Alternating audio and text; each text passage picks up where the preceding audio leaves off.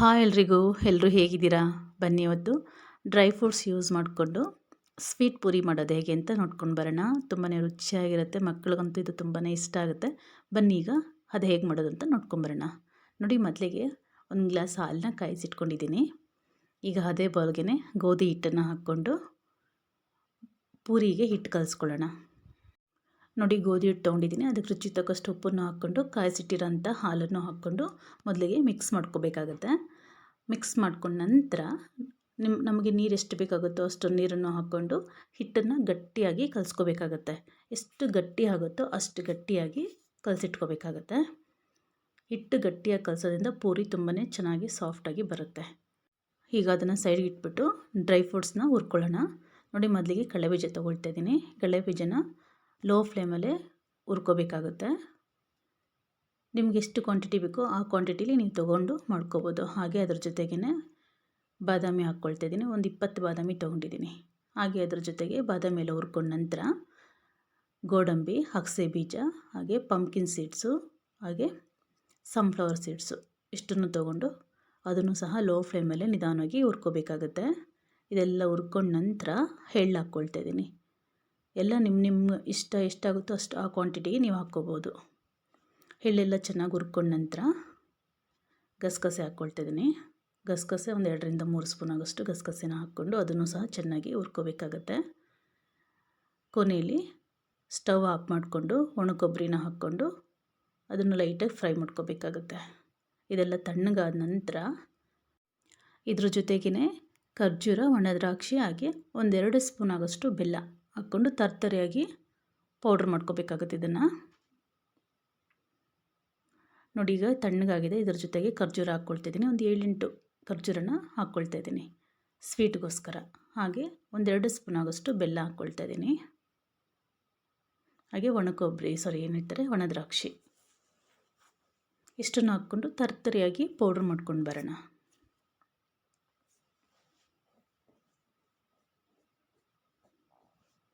ನೋಡಿ, ಈಗ ಇದನ್ನು ಈ ರೀತಿ ಪೌಡ್ರ್ ಮಾಡ್ಕೊಂಡು ಬಂದಿದ್ದೀನಿ. ತುಂಬ ಪೌಡ್ರ್ ಮಾಡಬಾರ್ದು, ಈ ಮಟ್ಟಿಗೆ ಇದ್ದರೆ ಸಾಕಾಗುತ್ತೆ. ಹಾಗೆ ಇದ್ರ ಜೊತೆಗೆ ಬೆಲ್ಲದ ಪಾಕಕ್ಕೆ ಏಲಕ್ಕಿ ಬೇಕು. ಏಲಕ್ಕಿನ ಪೌಡ್ರ್ ಮಾಡ್ಕೊಳ್ಳೋಣ. ನಾನು ಇಲ್ಲೊಂದು 3 ಏಲಕ್ಕಿ ತೊಗೊಂಡಿದ್ದೀನಿ. ಏಲಕ್ಕಿನ ಪೌಡ್ರ್ ಮಾಡಿಕೊಂಡು ನಂತರ ನಾವು ಬೆಲ್ಲದ ಪಾಕ ಮಾಡ್ಕೊಳ್ಳೋಣ. ಮಕ್ಕಳಿಗೆ ಡ್ರೈ ಫ್ರೂಟ್ಸ್ ಹಾಗೆ ಕೊಟ್ಟರೆ ಮಕ್ಕಳು ತಿನ್ನಲ್ಲ. ಹಾಗಾಗಿ ಈ ರೀತಿ ಮಾಡಿ ಕೊಟ್ಟು ನೋಡಿ, ತುಂಬ ಇಷ್ಟಪಟ್ಟು ತಿಂತಾರೆ.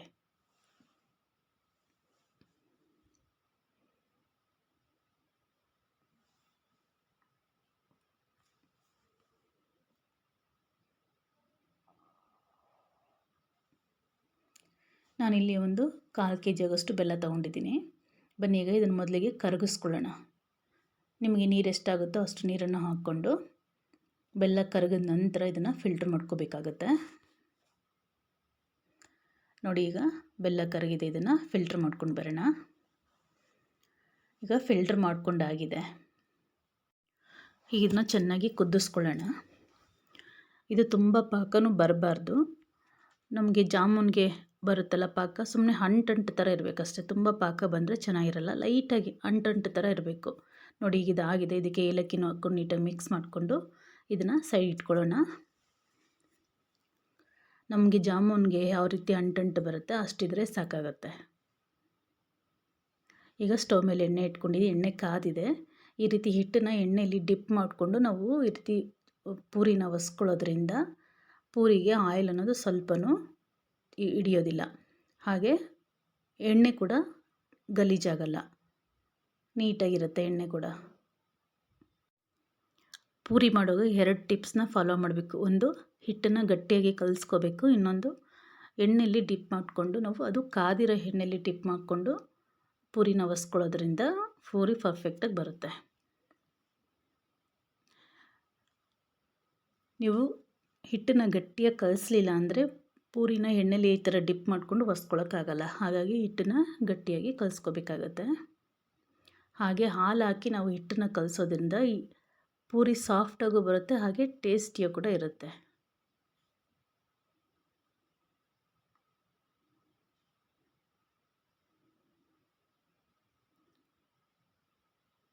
ನೋಡಿ ಈಗ ಎಣ್ಣೆ ಕಾದಿದೆ, ಒಂದೊಂದೇ ಪೂರಿನ ಹಾಕ್ಕೊಳ್ಳೋಣ. ನೀವೆಷ್ಟೇ ಪೂರಿ ಮಾಡಿದ್ರೂ ಎಣ್ಣೆ ಗಲೀಜಾಗಲ್ಲ, ಇದೇ ರೀತಿ ಇರುತ್ತೆ. ಅದೇ ನಾವು ಹಸಿಟ್ಟು ಹೊಸಿಯೋದ್ರಿಂದ ಆಯಿಲೆಲ್ಲ ಗಲೀಜಾಗುತ್ತೆ, ಪೂರಿ ಮೇಲೆಲ್ಲ ಹಾಗೆ ಬ್ಲ್ಯಾಕ್ ಆಗಿ ಕೂತಿರುತ್ತೆ.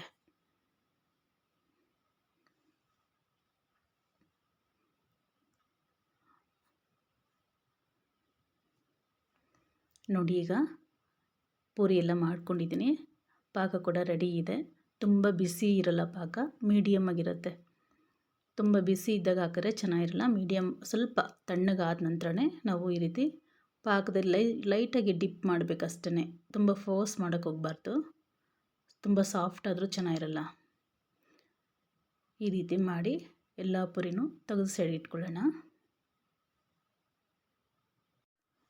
ಮಕ್ಕಳೆಲ್ಲ ದೊಡ್ಡವರು ಸಹ ತುಂಬ ಇಷ್ಟಪಟ್ಟು ತಿಂತಾರೆ.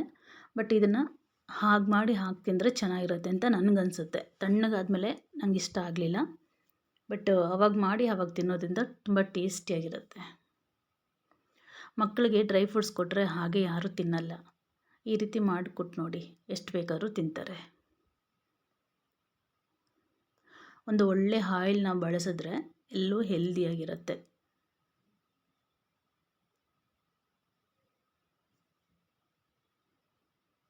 ತುಂಬ ಫೋರ್ಸಾಗಿ ನಾವು ಪಾಕದಲ್ಲಿ ಡಿಪ್ ಮಾಡ್ಬೋದು, ಲೈಟಾಗಿ ಈ ರೀತಿ ಮಾಡ್ಕೊಳ್ಳೋದ್ರಿಂದ ಅದು ತುಂಬ ಸಾಫ್ಟ್ ಆಗೋದಿಲ್ಲ, ತಿನ್ನುವಾಗ ಚೆನ್ನಾಗಿರುತ್ತೆ.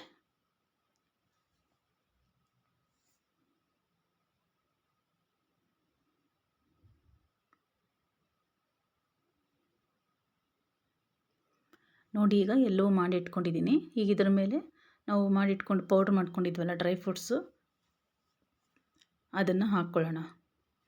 ತುಂಬ ಸಿಂಪಲ್ಲು. ಆ ರೀತಿ ಮಾಡಿ ಇಟ್ಕೊಂಡಿದ್ರೆ ಯಾವಾಗ ಬೇಕು ಅವಾಗ ಪೂರಿ ಮಾಡಿ ಈ ಥರ ಮಾಡಿ ಕೊಟ್ಬಿಡ್ಬೋದು ಮಕ್ಕಳಿಗೆ. ನಾವು ಮಾಡಿ ಪೌಡ್ರನ್ನ ಮಾಡಿ ಇಟ್ಕೊಂಡಿರ್ಬೇಕಷ್ಟೇ.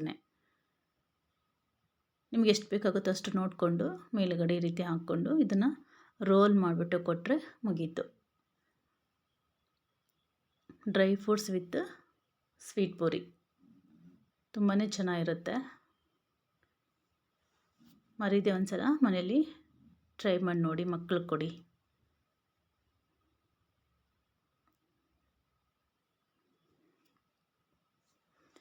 ನಿಮ್ಗೆ ಇನ್ನೂ ಸ್ವಲ್ಪ ಸ್ವೀಟ್ ಬೇಕು ಅಂದರೆ ಮೇಲೆಗಡೆ ಇದರ ಮೇಲೆ ಒಂದು ಸ್ಪೂನಲ್ಲಿ ಬೇಕಾದ್ರೆ ನೀವು ಪಾಕನ ಹಾಕ್ಕೋಬೋದು. ಬೆಲ್ಲದ ಪಾಕನ ಹಾಕ್ಕೊಂಡು ಕೊಟ್ಟರೆ ಜ್ಯೂಸಿಯಾಗಿ ತುಂಬಾ ಚೆನ್ನಾಗಿರುತ್ತೆ. ಸ್ವೀಟ್ ಇಷ್ಟಪಡೋರು.